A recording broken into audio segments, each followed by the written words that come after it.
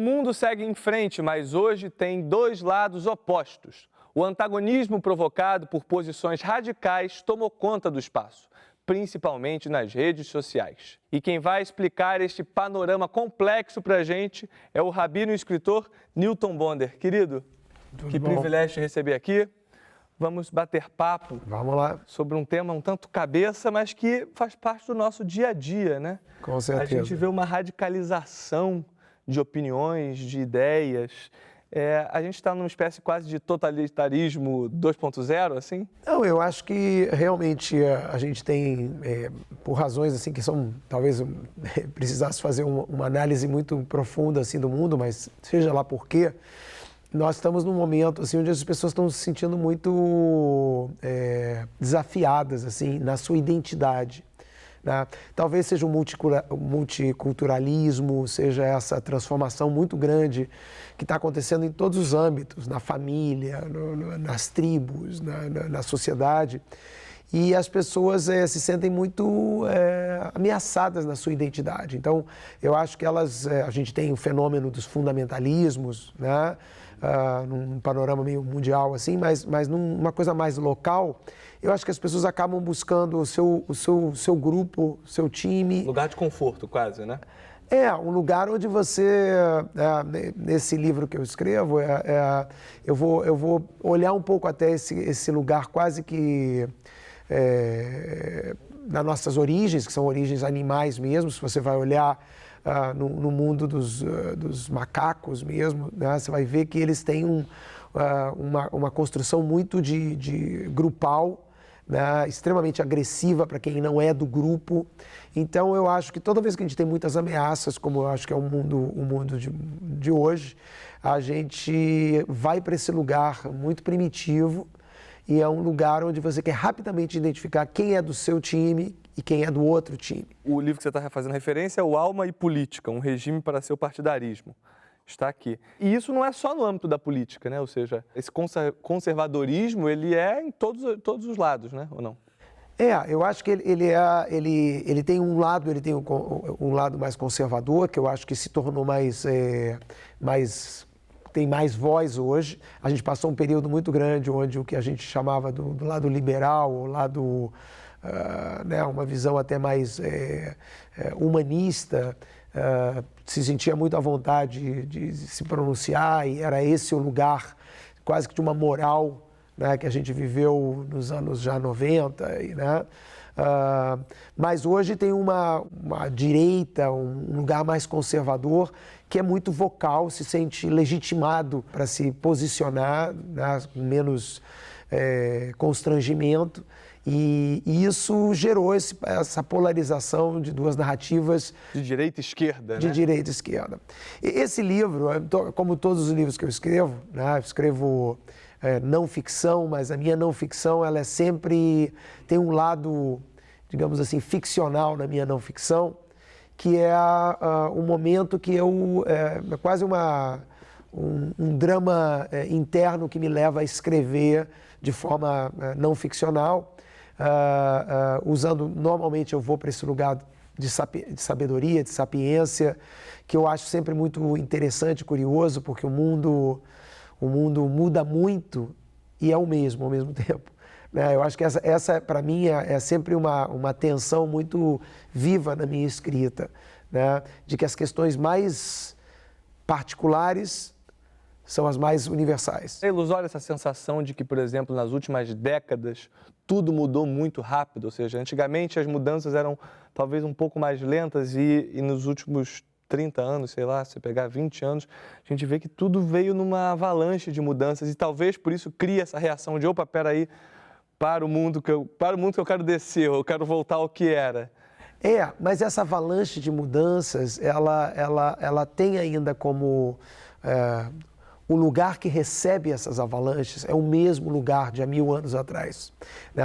A mesma psique, os mesmos sentimentos, o mesmo ser humano que tem que viver uma vida que tem uma limitação, que tem uma finitude, né? Que tem sentimentos, etc. Então, assim, realmente o cenário muda, os recursos mudam muito, mas a experiência de vida, ela de alguma maneira, ela ainda o ponto focal dessa experiência de vida é um mesmo ser humano que não mudou. E nesse livro você identifica 2 tipos de padrões de ser humano que são intransigente e leniente. O que significam? Eu fui olhar justamente que é uma coisa assim de mais de 2000 anos atrás, nesse olhar, que é um olhar muito mais contemplativo. Então, assim, eles diziam algo que é muito impressionante. Eles diziam que o mundo se divide em 2 grupos. Né? Num grupo de pessoas que têm uma pegada mais rigorosa, né? Pessoas que são lá mais agravadores, qualquer situação eles querem agravar aquilo. E tem pessoas que têm uma tendência a serem mais lenientes. Mas eu achei muito incrível que já há milênios eles identificassem que você, de formação, você escolhe uma pegada, que é uma pegada... De formação o quê? Biológica, sociológica? Eu acho que é uma formação cultural mesmo. Cultural. Tá. Então o meio influencia. Deve ter também uma influência, talvez, acho que de tudo que, né, vai desde o genético, tudo isso deve ter alguma participação, mas é interessante que isso é uma coisa que a gente sabe hoje da ciência de hoje, que até os 6 anos de idade você se forma. Que é justamente o que eu vou chamar de alma. A alma não é aqui nenhum conceito religioso, né, de algo esotérico, uma parte de nós imaterial no sentido esotérico, mas a alma ela é um padrão, um default de cada um de nós que se forma e que fica conosco por uma encarnação inteira. E existem vários tipos de alma. Então, no livro eu vou fazer quase como uma brincadeira de tentar produzir, assim como a gente tem um biotipo sanguíneo, né? Nesse livro eu faço uma brincadeira comigo mesmo, eu declaro que isso não tem nenhum fundamento científico, né? Mas mais de contemplação. Se você contemplar isso, você contemplar as pessoas, você vai ver que nesses 2 times, que são os agravadores e os lenientes, os rigorosos lenientes, ou que a gente dá nomes popularmente, que são os esquerda-direita, ou mortadela, coxinha. Nos Estados Unidos eles claramente identificaram isso, que é o republicano conservador, o democrata liberal. E nesse livro, parte do meu interesse é falar isso, sobre a inclinação, essa inclinação que a gente desenvolve nesse primeiro momento da vida, que é uma inclinação que vai continuar conosco pela vida fora. Eu adoro essa ideia de classificar, né, de 2 maneiras, né, digamos assim, mas tentando distanciar até essas 2 maneiras da questão política, ou seja, de direita e esquerda. Me parece que, às vezes, aliás, com frequência, infelizmente eu tenho visto, você também tem o intransigente de esquerda e o leniente de direita, ou seja, o conservadorismo também está na esquerda, né? Porque o conservadorismo nada mais é do que querer o passado. E, às vezes, o sujeito de esquerda ele quer mais o passado, né? Tanto é que a gente renasceu agora uma leitura de que o fascismo não estava na direita. O fascismo pode estar na direita ou na esquerda. Exatamente. Tá? E isso é assustador demais. E é muito interessante porque você vai ver pessoas que compram pacotes que são considerados de esquerda, mas quando você olha essas pessoas, elas são extremamente conservadoras, rigorosas, né? E trabalham a vida... Intransigentes. Trabalham a vida nesse lugar, enquanto você apontando o dedo para o outro, falando, você fez isso, né? Exatamente. Mas você vê que é um padrão que aquela pessoa tem. Então, ela pode estar... Na esquerda. Ela pode trabalhar como um ator, né? Ou ela pode ser uma polícia extremamente leniente, ela pode ter essa característica como padrão e estar num lugar que é uma linguagem aparentemente repressiva ou conservadora. O fato de que a gente adquire essas identidades não tem nada de mal, né? Identidades são coisas importantes para a gente.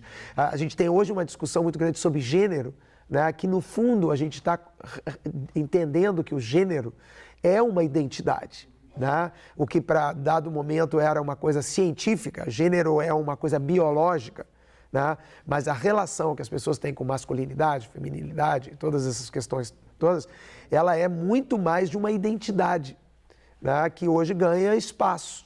Outras identidades ganham espaços e se apresentam como um gênero. O que é muito bom.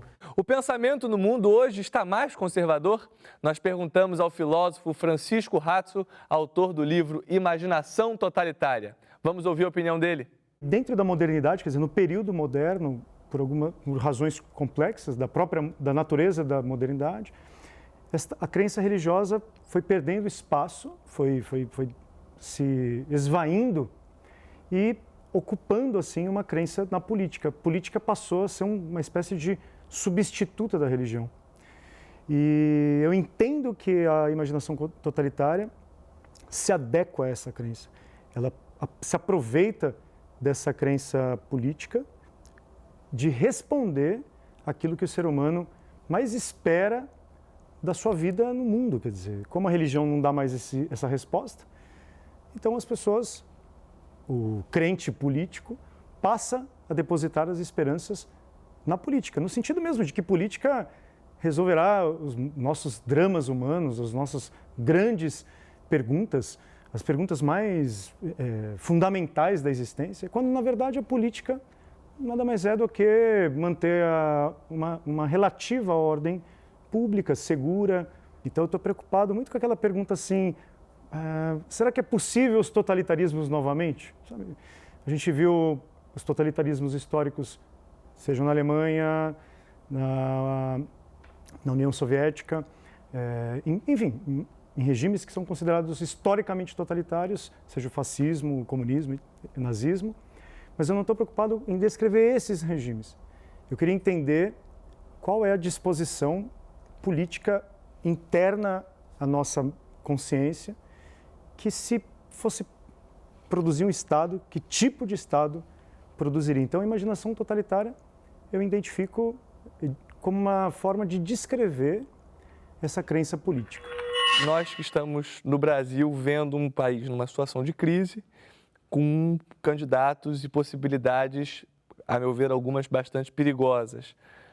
Como é que a gente faz para evitar que a história se repita? Eu acho que aqui o mais importante para o ser humano é voltar a ser humano, porque esse caminho, isso que a gente está descrevendo e que acaba...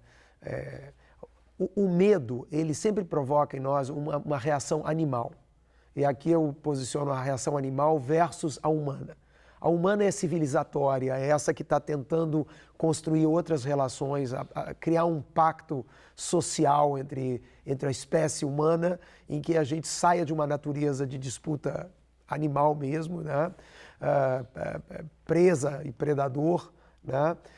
Para uma relação de mais civilidade. O que a gente tem que fazer? A gente tem que alimentar esse aspecto crítico do ser humano, né?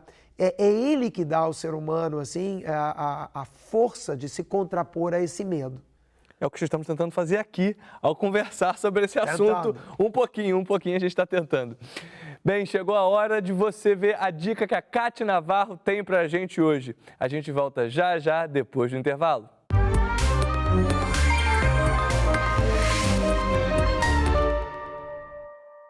Publicado um pouco depois da Segunda Guerra Mundial, este livro de Hannah Arendt, Origens do Totalitarismo, é um marco dentro da obra da escritora. Ela fala principalmente do que aconteceu na Alemanha nazista e também na Rússia stalinista. E faz isso de forma leve e também compreensível, para um assunto que é pesado e de difícil entendimento. Eu vou ler um trechinho para vocês do que ela fala no caso da Alemanha.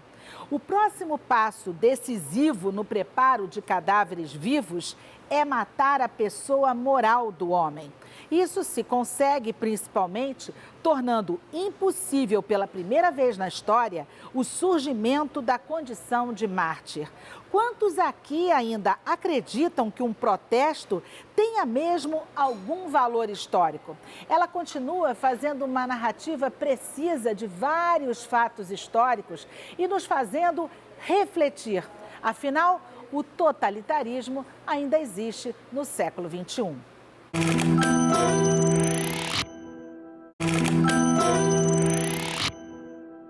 Olá, o Trilha de Letras está de volta hoje numa conversa com o escritor Newton Bonder. Antes de voltar ao papo, vamos ao quadro Dando a Letra. Aqui é o espaço para você que tem um projeto legal. Manda para a gente que a gente tem um prazer de mostrar aqui. Meu nome é Afrânio Afra, sou paisagista há muito tempo e tem um projeto pessoal, um sarau, onde entra música, alegria e poesia. O nome é Viva a Poesia. Nele, o objetivo principal é libertar livros no final. Eu vou atrás de todas as mídias, estou em todas as mídias ali, Facebook, Instagram, e saio batendo de porta em porta pedindo livro ou pedindo apoio cultural. O dinheiro que eu arrecado, eu compro o livro ou pago a despesa desse sarau.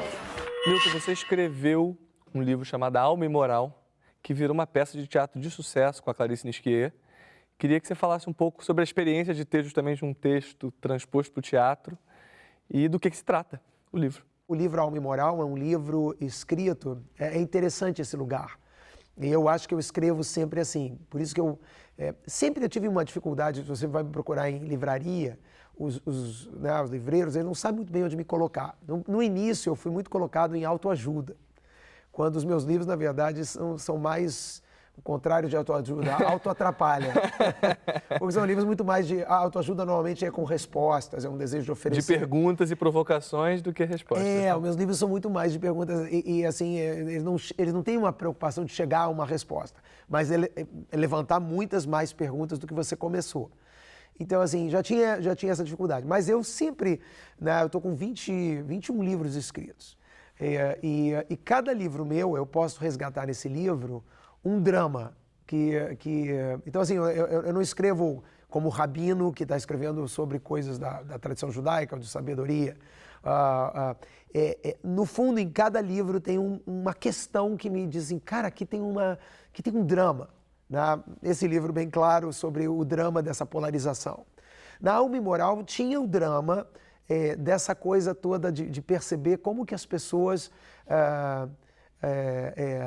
esse lugar da traição, da transgressão, como que isso é fundamental na vida individual e coletiva, como que arriscar sair fora do lugar já trilhado e de enfrentar as consequências disso, como isso é fundamental para você evoluir na vida, de novo, como indivíduo e como espécie. Você, quando diz que pensa em escrever ficção, você está pensando em dramaturgia, ou seja, teatro, ou escrever, por exemplo, um romance de ficção, com uma história em que você discute alguma ideia? Nesse momento eu fico até mais envolvido para teatro. Tá? O romance, eu acho que ele é uma imersão, eu acho que o escritor de romance, ele em algum lugar ele é um poeta, ele tem uma imersão que eu acho linda, talvez até imagine fazer, mas eu acho que é mais próximo da minha linguagem, né, fazer isso para dentro talvez do teatro. Não, eu pergunto porque quando você faz um romance de ficção, você de algum modo comunica mais, né? Porque você está contando uma história para discutir alguma ideia. E eu tenho essa impressão de que atualmente os romances, para discutir essa sociedade, esse antagonismo, você tem um romance distópico que está cada vez mais na moda, digamos assim, porque discute a sociedade, o ser humano e as almas, digamos assim, mas discute isso contando uma história. Por isso que eu perguntei se não... eu acho que sim, eu acho que para mim o mais difícil de me imaginar escrevendo o romance é que o romance nessa narrativa, ele tem uma coisa assim, uma qualidade que eu admiro muito, né, quem escreve, em que consegue fazer, a narrativa é uma exterioridade que apresenta esse valor, essa questão que está lá dentro. Né? Que se quer discutir. Que se quer discutir. Assim, eu acho que eu funciono num lugar assim, talvez mais psicanalítico, né? Assim, onde uma linguagem que aparentemente... Porque isso é interessante, quando a gente fala assim, cabeça. Cabeça é uma narrativa. Né? Quando você vai dormir, você sonha. E você vê que por trás de toda uma fala que você tem, de uma organização de pensamentos, tem toda uma estruturação que era um grande romance das suas elaborações, das suas coisas mal resolvidas. Tudo se mistura. E tudo se mistura. Como nós conseguimos retomar o diálogo nesse ambiente tão polarizado? O que precisa ser feito? Vamos conferir. Como que se faz o diálogo, né? Como que se promove o diálogo? Se promove acreditando que ele é possível, dando exemplos. Acho que uma das coisas que nós mais perdemos com a rede social, por exemplo, com esse advento das redes sociais, é a experiência de conversar diretamente com as pessoas. Eu gosto muito da filosofia clássica nesse sentido, eu digo clássica mesmo, Platão, Aristóteles, Sócrates, porque mesmo diante de uma democracia tão frágil como era a democracia ateniense, que matou o filósofo, não podemos esquecer nunca disso, daquele que propunha a distinção, o debate, que perguntava pelas crenças dos seus cidadãos, quer dizer, que ia até os seus cidadãos perguntarem para eles, olha, você tem certeza mesmo disso? Você pode estar errado? Que questionava de maneira sincera se certas crenças se sustentavam e de que existe mais do que a certeza, a possibilidade de crenças serem equivocadas, de crenças serem erradas, porque qual o maior problema de eu ter minhas crenças? O maior problema de eu ter minhas crenças e tomar elas como verdade é saber que elas podem estar erradas. Eu não quero, a gente odeia o erro, a gente odeia estar errado, né? Quer dizer, uma questão psicológica. Hein? A melhor forma é buscar os exemplos naqueles que souberam dar o exemplo. E esses são os clássicos da filosofia. Platão soube dar o exemplo, Aristóteles soube dar exemplos e tantos outros. E a gente tem que seguir os exemplos desses grandes filósofos, desses grandes autores, não só filósofos, né? Podemos pensar em autores também, que se colocaram numa disposição de abertura, de não se vender, não vender a alma, de não cair na tentação do poder. Eu acho que dá para a gente sair dessa caverna chamada internet e encontrar as pessoas reais, vivas, e perguntar por que você pensa isso, por que você não pensa aquilo, e construir mundos possíveis assim, voltando à realidade. Né? O Francisco Ratos levanta essa ideia da internet como caverna, né? Ou seja, a gente tem nessa polarização, tem as redes sociais ainda que alimentam a distância, né? E sabe que nesse livro, uma das maneiras de responder essa pergunta que eu trago é uma abordagem falando que o pensamento humano, ele é construído não só de pensar na cabeça. O pensamento humano ele tem duas outras dimensões. É pensar na cabeça, é a fala, né, que é um lugar onde a gente interage, e tem a ação. Tudo isso é parte do pensamento humano. Né? O ser humano ele pensa, fala e age. Tudo na cabeça. Você acha que a gente vai aprender a usar as redes sociais algum dia? Vai aprender. Eu acho que a gente... isso para mim, a rede social ela é igual ao dinheiro. Tá? Ela é um meio. Então, você vê o que a gente fez com o dinheiro. O dinheiro era uma coisa maravilhosa porque permitia às pessoas um comércio muito mais amplo do que só um escambo de troca de produtos. Só que o ser humano pode fazer com isso o que quiser, pode guardar como tio Patinhas e ficar muito rico e todo mundo ficar pobre. Você tem o mau uso disso como um recurso. E se estende até hoje, no caso do dinheiro. Porque o dinheiro, como a internet, vão depender do estágio civilizatório da humanidade. Qualquer instrumento que você colocar na mão do ser humano, você botou uma arma na mão do ser humano, vai depender que ser humano é esse. A arma, ela é um instrumento. Todos os recursos que você tem, mas quem está segurando aquilo? E como você enxerga esse instrumento, internet, para o ser humano que a gente tem hoje, nessa sociedade? Não, ele tá é otimismo ou pessimismo? Revela a imaturidade civilizatória, né? Ainda em países como o Brasil, onde a gente tem tão pouca educação e tudo mais, vai aparecer os exageros e tudo mais, isso vai aparecer, essas grosserias que a gente vai vendo e que elas funcionam até para o uso até político totalitário que a gente estava falando há pouco. Então, assim, eu sou super otimista. Eu acho que a gente está vivendo um momento de uma certa regressão, estamos vivendo um momento em que as pessoas estão, em que a gente está imaginando revisitar lugares que a gente achava que nunca mais íamos visitar, mas que a evolução humana é assim, a gente dá 2 passos para frente, 1 para trás, tem períodos em que a gente infelizmente dá até 2 para trás e revisita lugares que a gente imaginava não serem possíveis, mas a consciência humana, ela está se construindo, você não vai conseguir botar para debaixo do tapete aquilo que o ser humano já enxergou, já viu. Então a gente pode passar, infelizmente, pode ter um efeito muito ruim na vida particular de cada um de nós, mas essa caminhada a longo prazo, ela é para abandonar. Ela é ascendente. Ela é ascendente sem a menor dúvida. Muito bom, Newton. Obrigado pela sua presença, adorei o papo, ainda mais que terminamos com um ar otimista. Só um pouco longo, talvez demore um Talvez pouco. não estejamos mais aqui quando isso acontecer. Mas os netinhos, por aí vai. Vão pegar, com certeza. Obrigado pela conversa e obrigado a você também pela sua audiência. Eu espero você aqui na próxima semana com mais conversa, mais literatura. Trilha o caminho da literatura, passa aqui na TV Brasil. Até mais.